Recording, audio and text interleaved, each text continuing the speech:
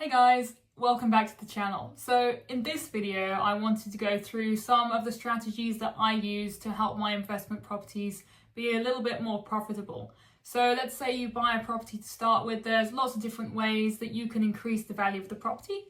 Some of these could be like a basement conversion, a garage conversion, loft extension, changing it from a 1-bedroom into a 2-bedroom, for example. I'm going to cover some of these aspects in the video right now. So before you start looking at complicated extensions, I'd always recommend looking at garage extensions first. So if you had an integrated garage with rooms on above, that's a great place to add value to the property without breaking the bank. So a garage can easily be turned into a habitable HMO room. It's quite big, the car can fit in there. High ceilings typically, but make sure it fits the specifications.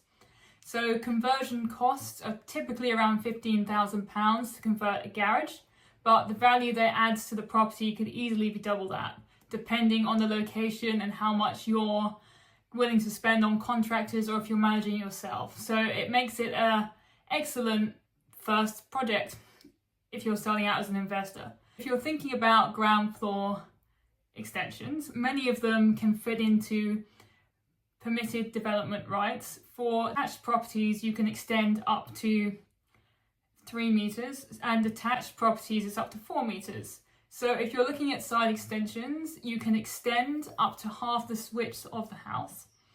I would recommend focusing on permitted developments because it's a bit simpler and less risky than going for the full planning permission process, which can be more complicated and not something everyone wants to go through, but it's something to keep in mind. So extensions want to be planned carefully. So for instance, adding a ground floor extension to the back of the property could result in rooms not getting enough natural light or windows. So you want those rooms in the middle, extension, nothing in there.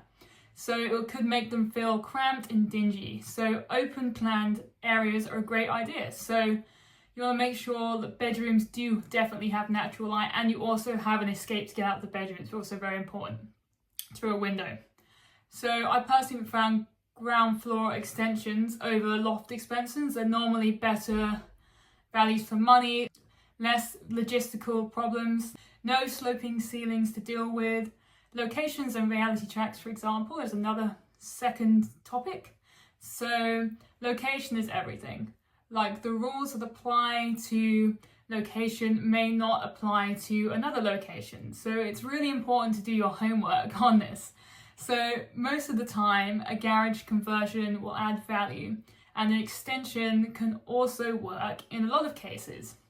But there are exceptions to this. So especially in cheaper parts of the country where you may not see the added value increase no matter what you do. So in areas where new construction costs are high compared to the potential sales cost, extensions just won't deliver good returns on what you're spending versus what you would maybe sell or rent it for.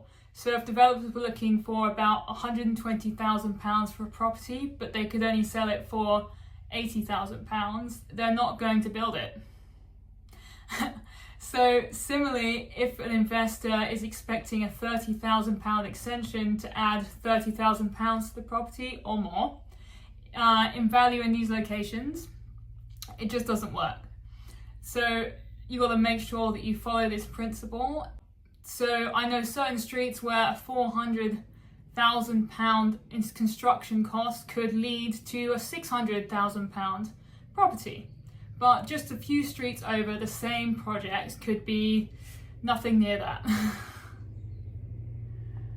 Even estate agents need to be looked at carefully. So I've had many development opportunities come my way where agents want £1 million sales 1 mile away. But I know the area well, and the plot they're referring to is right on a roundabout compared to the property, which is the £1 million property nearby, is inside like a gated community with top of the range, pool, gym, etc.